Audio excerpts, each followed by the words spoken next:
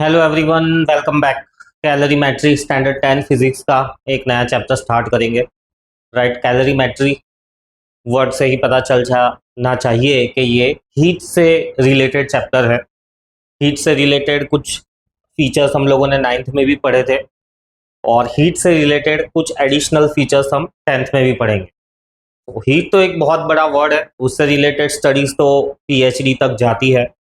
However 9th 10th 11th में भी heat के कुछ चैप्टर्स है, जैसे thermal properties of matter, thermodynamics, kinetic theory of gases. ये भी हीट से रिलेटेड ही है। हावेवर सबको एक साथ जोड़कर ना देखते हुए नाइन्थ का जो हीट था वो एक अलग पहलू था, टेंथ का जो हीट है ये टोटली अलग है। टेंथ का जो हीट है ये टोटली मेजरमेंट से रिलेटेड, जो कैलकुलेटिव पार्ट है हीट का। राइट, के किसी बॉडी ने हीट एब्सॉर्ब की, किसी बॉडी ने हीट रिलीज की। राइट, गरम गरम ऑब्जेक्ट किसी भी सब्सटेंस पर रखते हो, राइट, तो कितनी हीट एक्सचेंज होगी, कितना टेम्परेचर अटेन होगा।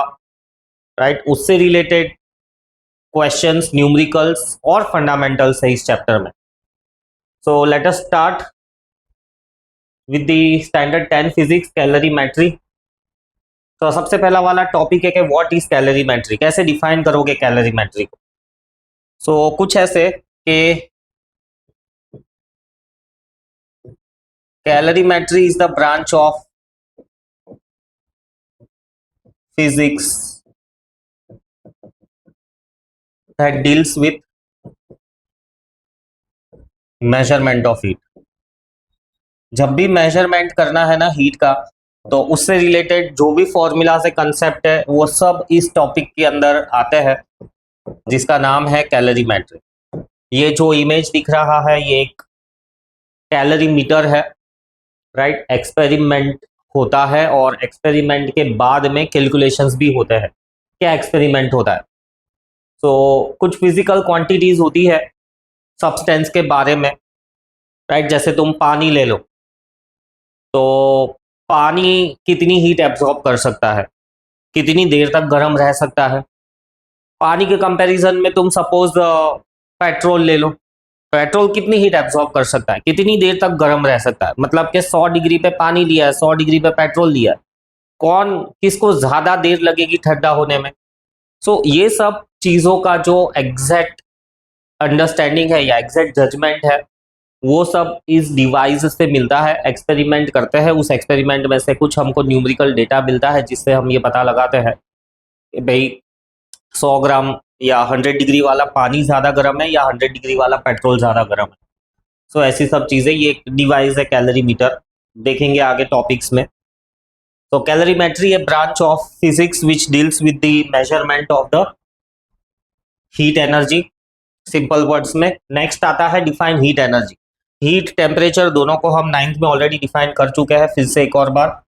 तो दोनों के ही ये कोल्ड कन्वेक्शन बेसिस पे है, न्यू कन्वेक्शन के बेसिस पे है। ओल्ड कन्वेक्शन यानी जो हम लोअर क्लासेस में पढ़ते थे कि heat energy it is the sensation of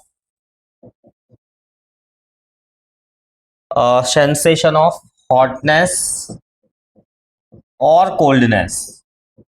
किसी भी चीज को छू के हमको ठंडा या गर्म फील होता है, सो वो बिकॉज ऑफ हीट है। और टेम्परेचर को ओल्ड कन्वेक्शन के बेसिस पे डिफाइन करेंगे कि it is degree of hotness और कोल्डनेस। मतलब कि किस हद तक कोई चीज ठंडी है या गर्म है, न्यूमेरिकल वे में हमको टेम्परेचर देगा। और ठंडी है या गर्म है जस्ट हमको आइडिया, राइट, एक थियोरेटिकल आइडिया, वो हमको हीट देगी न्यू कन्वेक्शन के बेसिस पे। ये न्यू कन्वेक्शन है वो ज्यादा मैटर करता है अब 10th स्टैंडर्ड ऑनवर्ड्स। तो न्यू कन्वेक्शन के बेसिस पे भी डेफिनेशन याद रहना चाहिए कि it is total kinetic energy and potential energy of all the molecules of a substance. कोई भी सब्सटेंस ले लो, राइट, लेट से तुमने 1 लीटर पानी लिया है, तो हर मॉलिक्यूल की काइनेटिक एनर्जी, हर मॉलिक्यूल की पोटेंशियल एनर्जी और उसका टोटल करो, it is the total kinetic energy and potential energy. Her molecule की काइनेटिक एनर्जी, हर मॉलिक्यूल की पोटेंशियल एनर्जी, सबका टोटल करो, जो वैल्यू मिलती है ना वो हीट है। अब इसमें भी एक सोच तो आती ही है कि भाई पानी लिया है सपोज 1 लीटर, तो कितने ही मॉलिक्यूल्स होंगे, मॉलिक्यूल की काइनेटिक एनर्जी कैसे कैलकुलेट करेंगे, मॉलिक्यूल की पोटेंशियल एनर्जी कैसे कैलकुलेट करेंगे। जैसा कि मैंने कहा कि 11th स्टैंडर्ड में भी हीट से रिलेटेड चैप्टर्स है, thermal properties of matter, thermodynamics और काइनेटिक थियरी ऑफ गैसेस, ये सब हमें हेल्प करते हैं। उसके अंदर थियरम्स है, कुछ डेरिवेशंस है जो हमको हेल्प करते हैं ये अंदाजा लगाने में। एग्जैक्टली तो ढूंढ नहीं पाएंगे, बट कुछ साइंटिस्ट के कुछ रिसर्च, जैसे कि एवोगैड्रोस नंबर एक बहुत इंपॉर्टेंट नंबर है, राइट, उससे हम इन चीज़ों का कि भाई कितने मॉलिक्यूल्स है और हर मॉलिक्यूल की कितनी एनर्जी होगी, तो उसका अंदाजा लगा सकते हैं। और न्यू कन्वेक्शन के बेसिस पे टेम्परेचर हम ऐसे डिफाइन करेंगे कि it is average kinetic energy of all molecules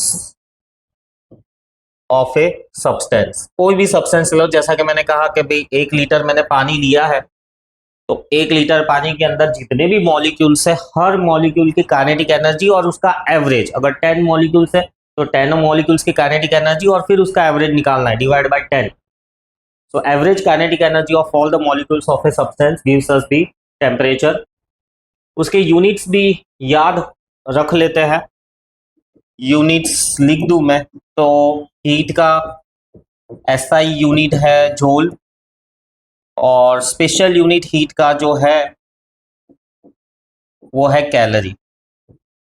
heat को स्पेसिफिकली, क्योंकि एनर्जी तो कई टाइप्स की होती है, sound energy, right, magnetic energy, electrical energy, तो ग्रेविटेशनल एनर्जी, तो उसका एक जनरल यूनिट तो है जूल। बट क्योंकि heat energy day to day life से या डे टू डे के जो भी फिनोमिनान्स है या जो भी इक्विपमेंट्स, डिवाइसेस, डिस्कवरीज हुई है, उसमें हीट एनर्जी बहुत ज़्यादा यूज होती है, तो उसके लिए एक स्पेशल यूनिट डाला गया है कैलोरी। और टेम्परेचर का भी एसआई यूनिट क्या है, केल्विन। अदर यूनिट्स कौन से हैं, डिग्री सेंटीग्रेड और फ़ारेनहाइट, ये भी यूनिट्स है, हावेवर एसआई यूनिट केल्विन है।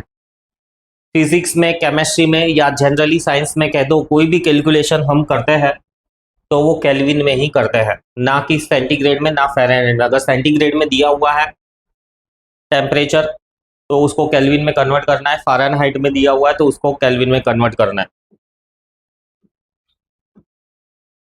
फिर next, how will you identify the direction of the flow of heat.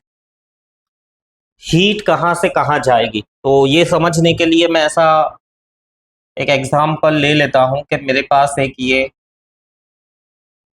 Cube है,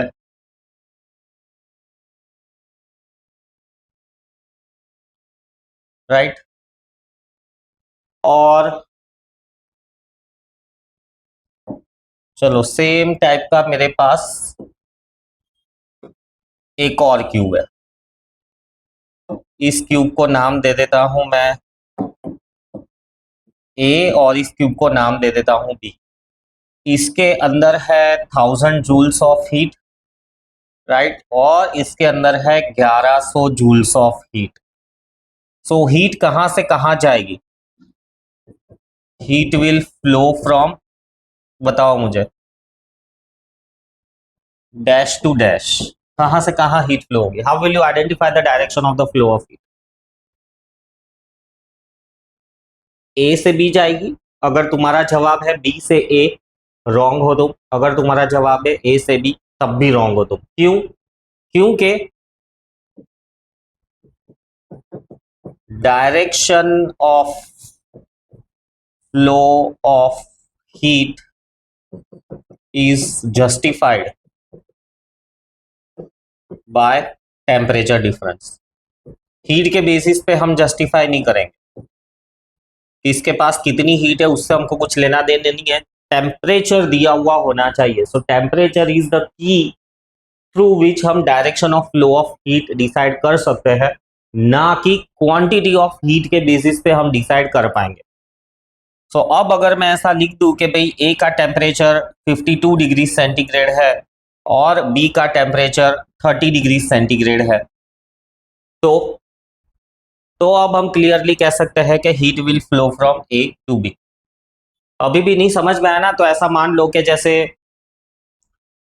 ये मैंने 1000 है ना, इसको 11,000 1100 कर दो। सो लेट्स से कि ए इज एंट, है ना, एंड बी इज एलिफेंट। देखो, अब देखो, अब एंट के पास 1000 जूल्स है और एलिफेंट के पास 1,11,000 जूल्स है। 11,000 जूल्स है एलिफेंट के पास।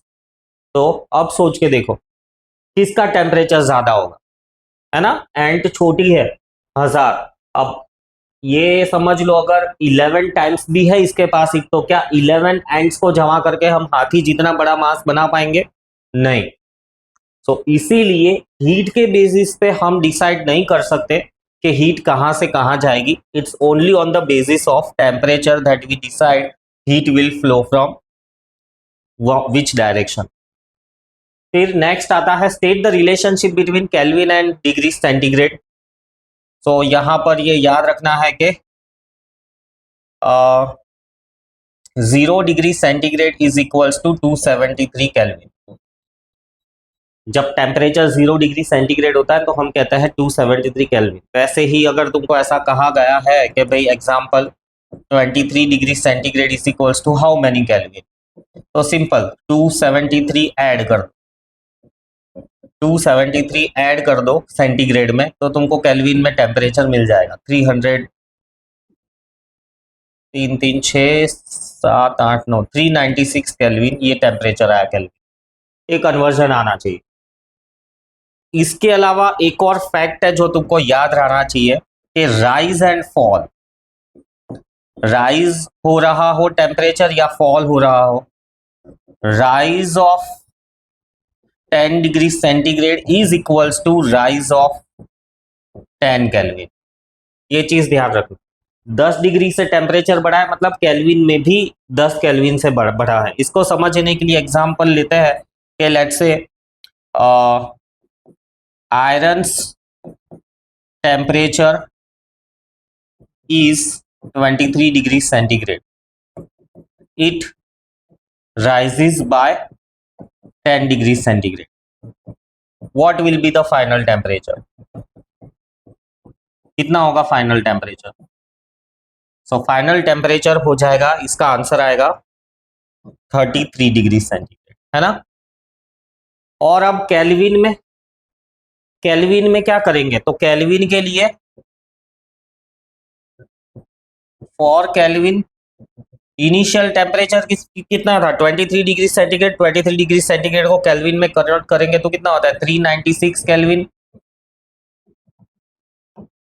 सो इनिशियल टेम्परेचर के लिए ना थीटा नोटेशन यूज करना है आपसे। थीटा टी है ना, टाइम के लिए यूज होता है, कंफ्यूजन क्रिएट करता है, तो थीटा यूज करो। इनिशियल टेम्परेचर था 396 केल्विन,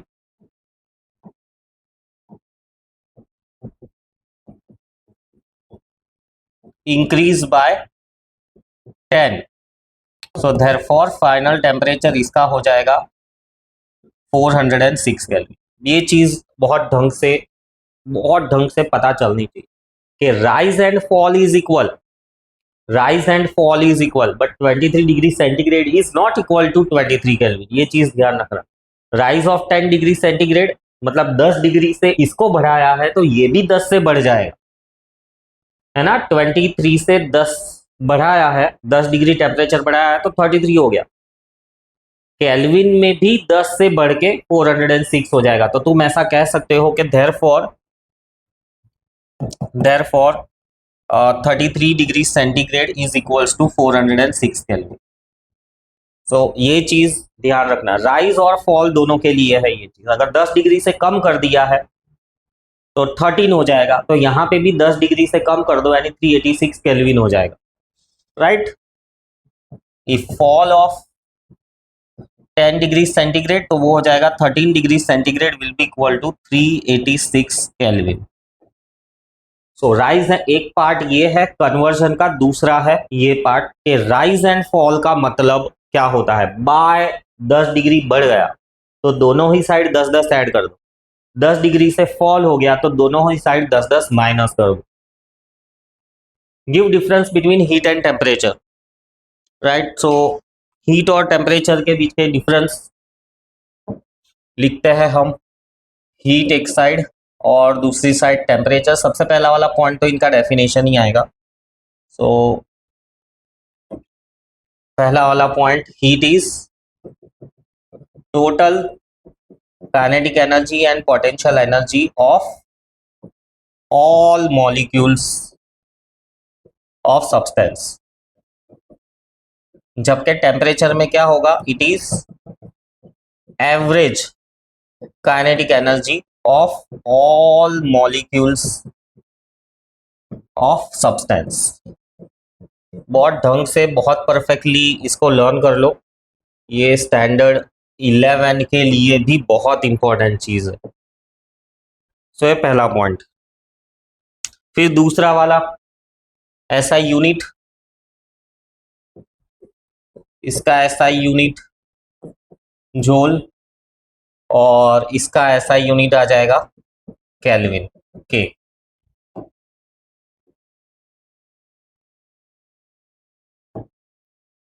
फिर तीसरा वाला पॉइंट ऑफ डिफरेंस हीट के लिए, तो हीट को मेजर करने के लिए कैलोरी मीटर, ये डिवाइस हम यूज करते हैं। हीट को मेजर करने के लिए कैलोरी मीटर यूज करते हैं। अब अगर मैं ऐसा कहूँ कि भाई एक ये सब्सटेंस है और दूसरा ये सब्सटेंस है, इसका टेम्परेचर 10 डिग्री सेंटीग्रेड है, इसका टेम्परेचर 20 डिग्री सेंटीग्रेड है, किसके पास कितनी हीट है, कैसे ढूंढोगे? समझ में आया? 10 डिग्री सेंटीग्रेड, इसका 20 डिग्री सेंटीग्रेड, टेम्परेचर तो मुझे मिल गया थर्मोमीटर लगा के, बट अब हीट कैसे मिलेगी? तो हीट ढूंढने के लिए कैलोरी मीटर, और वही हीट कैसे मिलेगी उससे रिलेटेड कैलकुलेशंस इस चैप्टर में। इस चैप्टर में भी बहुत सारे न्यूमेरिकल्स है, ऑलमोस्ट ऐसा मान के चल रहे हो कि 40 के आसपास न्यूमेरिकल्स है। So this is measured by calorimeter, this is measured by thermometer।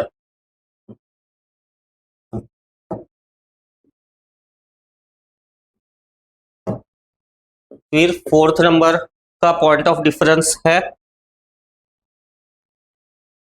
Heat is additive whereas temperature is not additive. ये चीज भी ध्यान रखनी है। इसको एग्जांपल देके मैं समझाऊं तो भाई कॉमन एग्जांपल ले लेते हैं कि body A, body B has 100 joules of heat and B has 200 joules of heat। Temperature है इसका 10 केल्विन और इसका है 12 केल्विन। तो हम देयरफॉर टोटल हीट कितनी हो जाएगी of A and B will be equal to 100 plus 200, 300 joules. ये सही है, हम उसको ऐड कर सकते हैं। And temperature of A and B combined will be equal to 10K plus 12K, that is equals to 22K। That is wrong, ऐसा नहीं हो सकता है।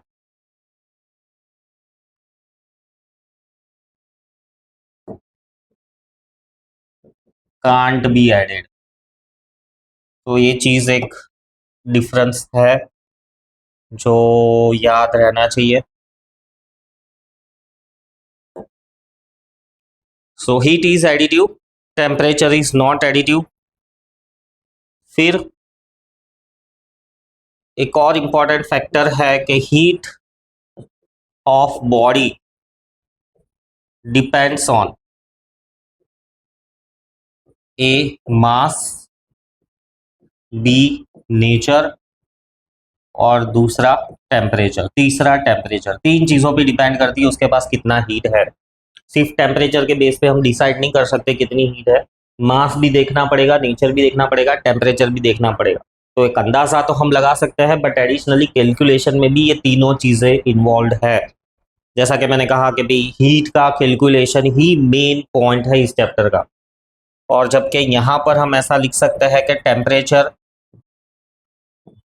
Depends on kinetic energy. ये भी बहुत बहुत बहुत इंपॉर्टेंट सेंटेंस है कि temperature depends on kinetic energy. 11th standard में मतलब समझ लो ये हीट से रिलेटेड जो भी मैंने 3 चैप्टर्स के हैं, thermal properties of matter, thermodynamics, kinetic theory of gases, तीनों में मतलब हर दूसरे पेज पे तुमको इसका यूज करते हुए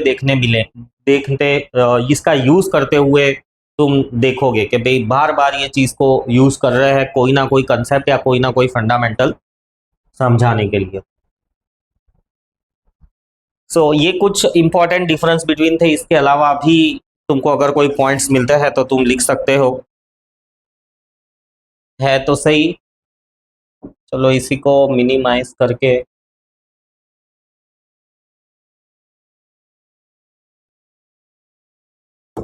आगे कंटिन्यू करते हैं। एक और लास्ट इंपॉर्टेंट पॉइंट है।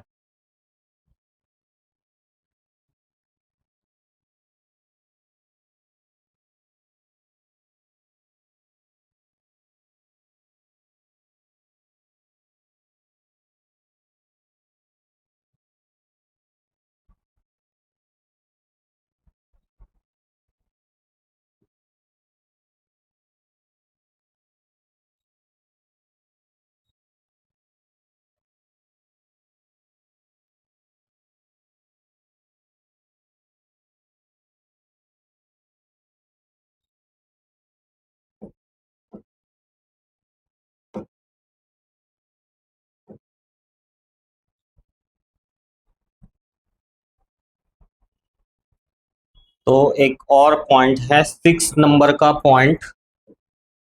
क्या कहता है कि flow of heat can not be decided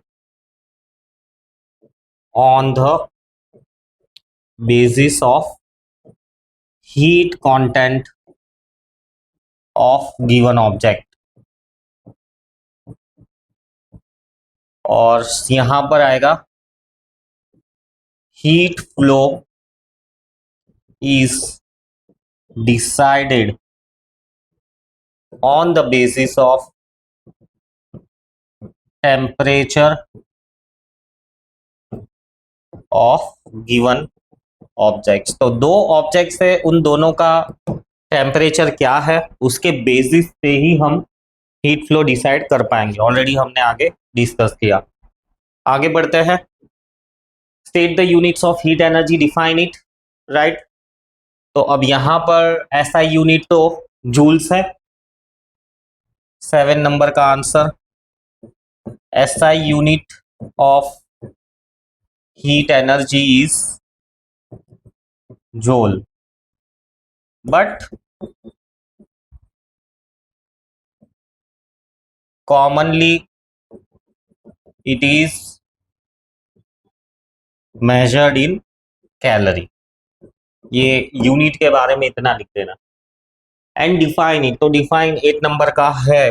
तो 8 नंबर में 1 कैलोरी को कैसे डिफाइन करेंगे? 1 कैलोरी कितनी हीट होती है? अब कैलोरी वर्ड जैसा कि मैंने कहा बहुत कॉमनली हीट से रिलेटेड यूज होता है। सो हीट से रिलेटेड वर्ड कैलोरी को यूज करने में क्या है कि जैसे हम खाना भी खाते हैं तो हमारा जो इनटेक होता है खाने का वो भी कैलोरीज में मेजर करते हैं। राइट। एक्चुअली में तो जितनी कैलोरीज बॉडीज को जरूरी हो उतनी खानी चाहिए, थोड़ी सी ज्यादा चलेगी। एक्सेसिव कैलोरीज, राइट, क्या कहते हैं वो फैटीनेस, उसको क्या एक स्पेसिफिक वर्ड है ना, ओबेसिटी बढ़ाती है, मोटापा लेकर आती है। तो वैसे ये तो जो चीज़ें दे रही है ये तो कुछ मोटापा नहीं लाएगी, बट जंक फूड खास करके मोटापा लेके आती है क्योंकि अनवांटेड फैट बॉडी में काफ़ी जाता है। सो कैलोरीज को कैसे डिफाइन करेंगे? 1 calorie is the amount of heat required to raise temperature of water, raise temperature of 1 gram of water bye 1 degree centigrade. 14.5 degree centigrade से 15.5 डिग्री सेंटीग्रेड तक। अब ये चीज समझो, बहुत ज्यादा है 1 कैलोरी या बहुत कम है? बहुत कम ही है। 1 ग्राम पानी यानी 1 चम्मच में आ गया। अब पानी को 1 चम्मच में ले लो और ऊपर एक थर्मोमीटर रख दो, right. Let's say thermometer 23 degree बता रहा है। अब उसको हीट करो। जैसे ही लाइटर ऑन करोगे, हीट करोगे, शायद विथ इन सेकेंड वो 23 से 24 पे पहुंच जाएगा। 1 ग्राम पानी है ही कितना, और उसका टेम्परेचर 1 डिग्री से बढ़ाने के लिए हीट चाहिए ही कितनी, राइट। सो 1 कैलोरी बहुत कम क्वांटिटी ऑफ हीट है। थोड़ा और गहराई में जाए तो मैंने कहा कि 23 से 24 आ गया, हो गया हमारा काम। बस ऐसा नहीं है, पानी का इनिशियल टेम्परेचर होना चाहिए 14.5 और फाइनल टेम्परेचर होना चाहिए 15.5। क्यों 23 से 24 नहीं चलेगा, क्यों 30 से 31 नहीं चलेगा? रीजन ये है कि पानी का जो बिहेवियर है थोड़ा एबनॉर्मल है, और कैलोरीज का जो मेजरमेंट होता है वो इसी टेम्परेचर पे होता है कि 14.5 से 15.5 टेम्परेचर जाने में जितनी भी हीट तुम दोगे वो एग्जैक्टली 1 कैलोरी है। सो ये चीज ध्यान रखना। Abnormal behaviour of water, anomalous behaviour of water की वजह से ये टेम्परेचर रेंज मैटर करती है एग्जैक्टली 1 कैलोरी हीट मेजर करने के लिए। अब क्योंकि 1 कैलोरी तो बहुत छोटा सा है, तो इसीलिए हम ये वर्ड किलो कैलोरी यूज करते हैं। सो 1 kilo calorie it is the amount of heat energy required to raise temperature of 1 kg of water by 1 degree centigrade. और वो 1 डिग्री सेंटीग्रेड कहां से लेंगे? 14.5 डिग्री सेंटीग्रेड से 15.5 डिग्री सेंटीग्रेड फिक्स। अब 1 kilo पानी, राइट, 1 लीटर की बॉटल भर के पानी ले लो। अब उसको 1 डिग्री से गर्म करना है तो ऑलमोस्ट टाइम तो लग ही जाएगा, मे बी 2-3 मिनट्स। अब वो 2-3 मिनट्स तक तुम्हारा हाथ रख के देखो बर्नर पर, तो यू कांट। हाँ, 1 कैलोरी तो विथ इन सेकेंड या आधी सेकेंड में ही हो जाता है, तो हम हाथ रख सकते, तो 1 कैलोरी की हीट तो कुछ मैटर ही नहीं करती। But 1 kilo calories quite large amount of the heat. फिर 1 कैलोरी के अंदर कितनी जूल्स होते हैं, ये भी बहुत इंपॉर्टेंट रिलेशन है। तो 1 calorie is equals to 4.2 joules, to be very precise 4.186 joules. However round off करके हम 4.2 जूल्स ही लेते हैं। एंड 1 किलो कैलोरी के अंदर हम इसको राउंड ऑफ करके 4200 जूल्स ही लेते हैं। ये पूरा वैल्यू लेने की जरूरत नहीं है, कॉम्प्लेक्सिटी बढ़ जाती है कैलकुलेशंस में खास करके, तो हम 4.2 ही लेते हैं, या किलो में लेना हो तो 4200। चलो एक सवाल का जवाब दो, कैलोरी ऐसा यूनिट है कि सीजीएस यूनिट है? किलो कैलोरी ऐसा यूनिट है कि सीजीएस यूनिट है? सो कैलोरी ना तो ऐसा ही है ना तो CGS, it is a special unit, right. It is a special unit या common unit of heat. Kilo calorie is a bigger unit of the calories. Next, heat capacity या thermal capacity, बहुत बहुत बहुत इंपॉर्टेंट वर्ड है ये again. पर चलो lecture का टाइम हो चुका है, तो हम नेक्स्ट लेक्चर में डिस्कस करेंगे थर्मल कैपेसिटी या हीट कैपेसिटी, राइट। तब तक के लिए चैप्टर एक बार रीड करके रखो, जो भी पढ़ाया है उसको समझो और एक बार लिख कर प्रैक्टिस करो। 1 बार 2 बार रिवीजन करो, 1 वीक के बाद में फिर से उस तरह से पढ़ाई होगी। सी यू, बाय बाय।